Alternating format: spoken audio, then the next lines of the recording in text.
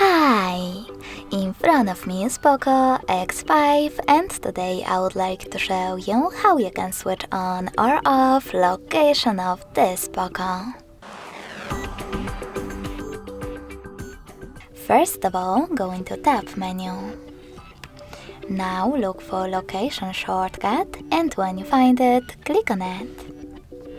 As you can see, mine is blue.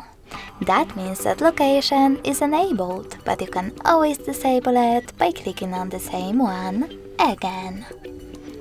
If you want to, you can always go into settings instead.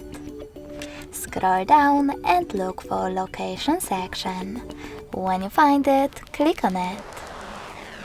Now manage location thanks to this switcher next to location access to switch it on or off.